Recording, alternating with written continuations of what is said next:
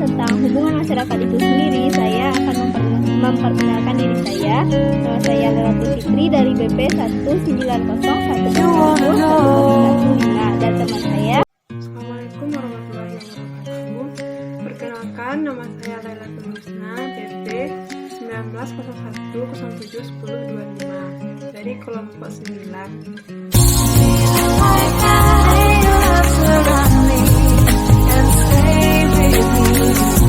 Baiklah, saya akan menjelaskan tentang hubungan masyarakat itu sendiri.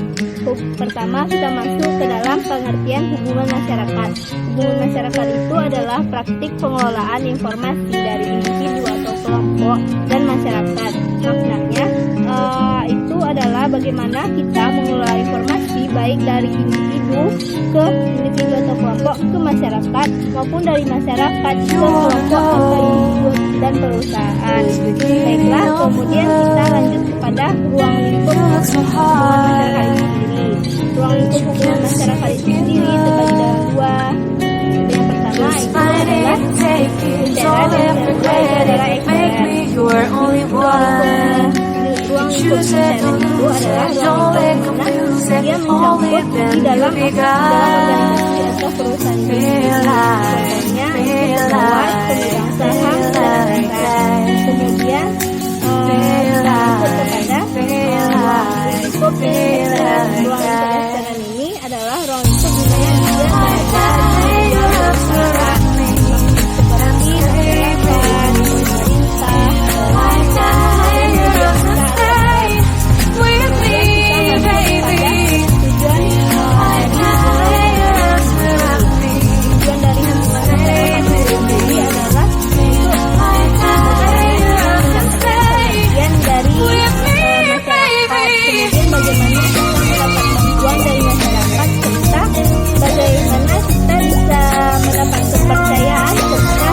maksudnya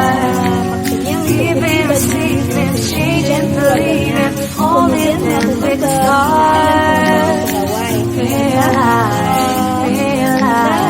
Yang paling itu adalah kita memberikan pengakuan terhadap pegawai kita, karena dengan memberikan pengakuan kepada pegawai kita bahwa dia anggota dari organisasi atau perusahaan tersebut, sehingga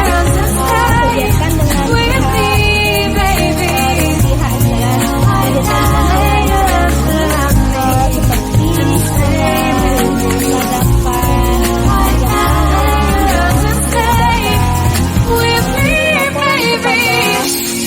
pemegang saham, bagaimana keadaan perusahaan, bagaimana keadaan keuangan perusahaan, dan bagaimana kondisi perusahaan ini, itu bisa dilakukan dengan mengadakan kegiatan-kegiatan dengan masyarakat di sekitar perusahaan.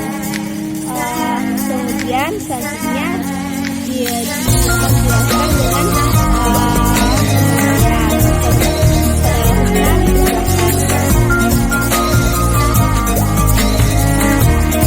Baiklah, di sini saya akan menjelaskan tentang hubungan kemanusiaan.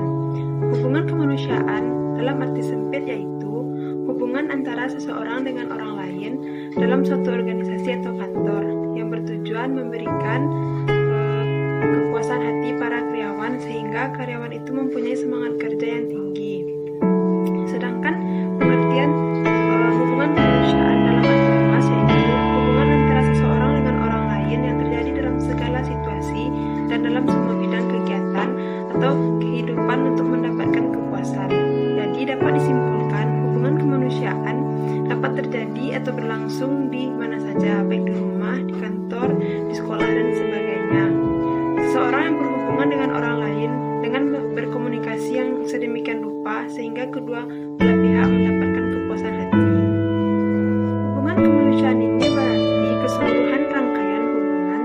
baik yang bersifat formal maupun informal, antara pemimpin dengan pemimpin, antara pemimpin dengan bawahan dan sebagainya.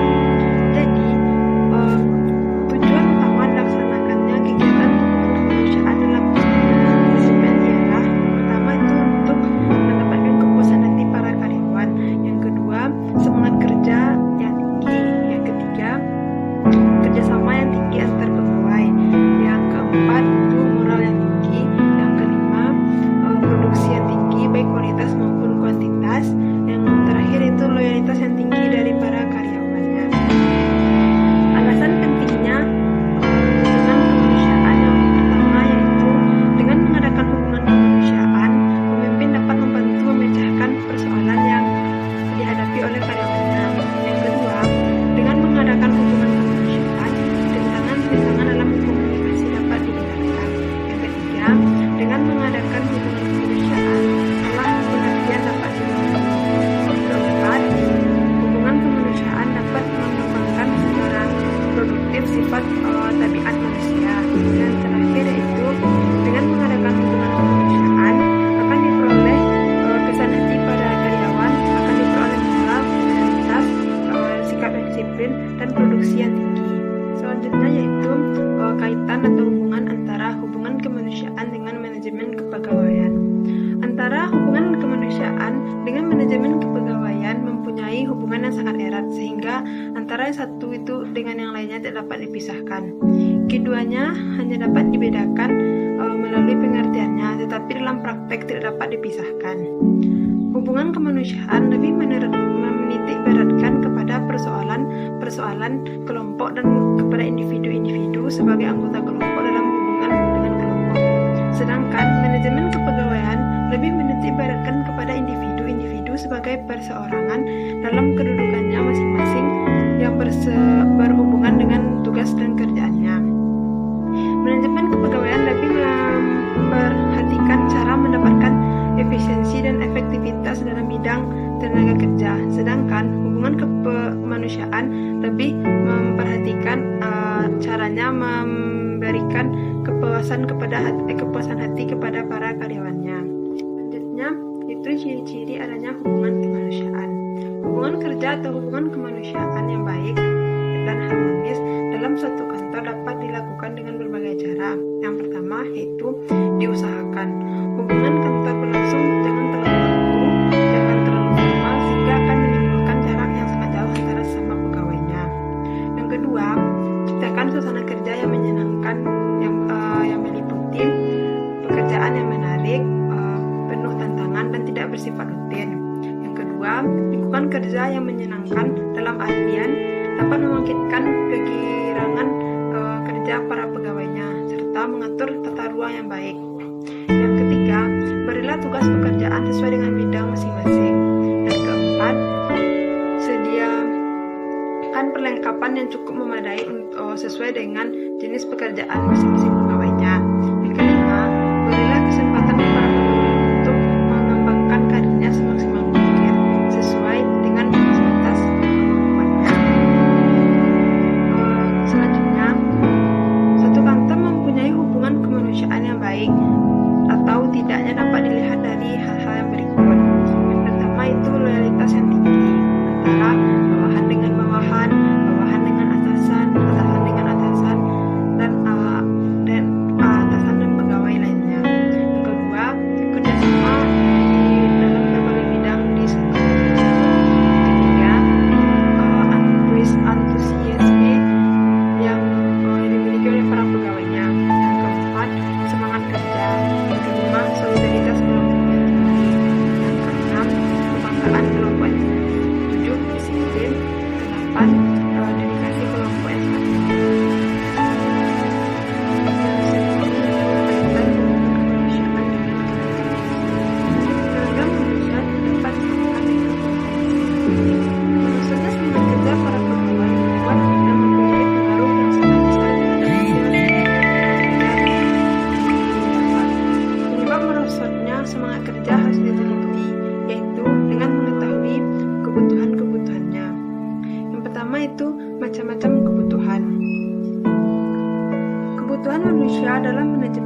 dipenuhi dengan berbagai cara. Yang pertama, perlakuan yang layak dalam manajemen. Maksudnya, perlakukanlah para pegawai sebagai layaknya manusia, jangan samakan dengan mesin. Yang kedua, pemberian perhatian akan harga diri dalam manajemen. Setiap manusia yang normal mempunyai harga diri. Harga diri adalah menyangkut masalah prestise dan menyangkut masalah strata sosial seseorang. Yang ketiga, perlakukan manusia secara aman dan sejahtera. Yang keempat, memberikan dorongan untuk mengatasi berbagai macam kesulitan yang dihadapinya. Menurut tingkat kebutuhannya, kebutuhan manusia dapat dibedakan menjadi beberapa macam. Yang pertama itu kebutuhan fisik sehari-hari, berupa kebutuhan makan, kebutuhan pakaian, dan kebutuhan akan tempat tinggal. Yang kedua itu kebutuhan akan rasa aman, seperti tidak adanya ancaman baik jiwa maupun hartanya. Yang ketiga, kebutuhan yang bersifat sosial, misalnya kebutuhan bermasyarakat atau berkelompok, kebutuhan untuk dihormati dan menghormati, kebutuhan untuk ikut berpartisipasi, dan kebutuhan untuk maju. Selanjutnya itu macam-macam kebutuhan manusia dapat dibedakan juga melalui 4 macam. Yang pertama itu kebutuhan fisik, kedua kebutuhan sosial, yang ketiga kebutuhan psikologis, dan kebutuhan spiritual. Yang pertama itu kebutuhan fisik. Kebutuhan fisik itu memenuhi kebutuhan jasmani berupa upah, gaji, pemberian natura atau beras, uang, pemberian jaminan atau untuk uang pensiun, dan pemberian asuransi. Selanjutnya itu kebutuhan sosial, yaitu kebutuhan yang diberikan kepuasan untuk memenuhi kebutuhan sosialnya berupa perasaan adanya rasa nyaman, perasaan adanya rasa keberhasilan, atau kebutuhan untuk diakui.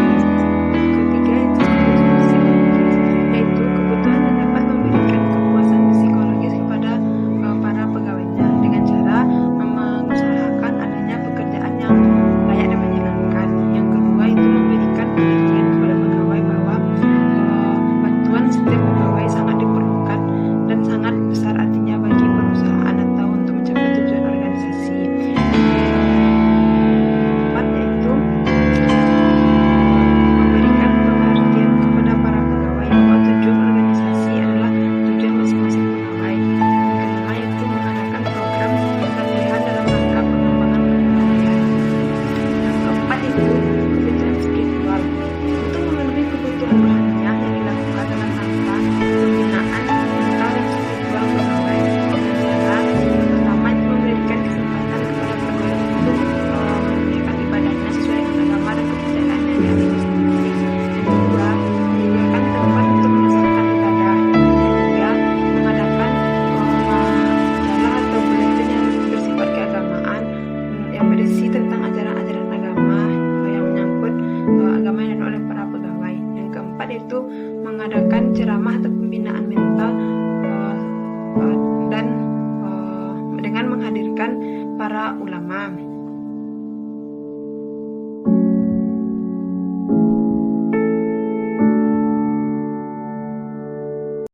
Selanjutnya kita masuk kepada hubungan staf dan kepegawaian. Baiklah, di sini saya akan menjelaskan dulu pengertian dari hubungan staf. Hubungan staf adalah hubungan antara unsur pelaksana. Sedangkan hubungan kepegawaian adalah hubungan di mana pemimpin melakukan pendekatan pembinaan kepada pegawainya agar terjadi kerjasama yang solid antara pemimpin dengan pegawai. Kemudian di staf itu ada 2 fungsi. Yang pertama yaitu adalah fungsi pelayanan, yang kedua adalah fungsi perkembangan. Di fungsi perkembangan ini memiliki kegiatan sebagai mengumpulkan data serta mengumpulkan data-data tersebut yang akhirnya nanti dijelaskan kepada pimpinan untuk diambil keputusan dari kesimpulan data-data tersebut. Kemudian kegiatan-kegiatan yang dilakukan dalam hubungan kepegawaian dan hubungan staf.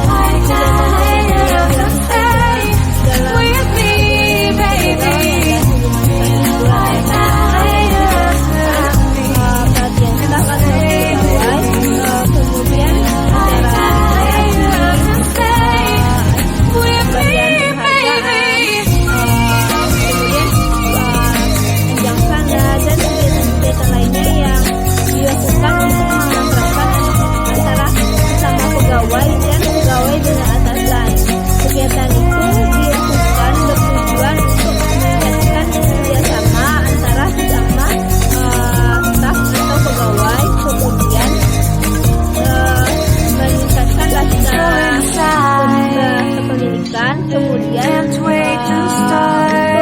meningkatkan kinerja kita saat bekerja. Mungkin sekian.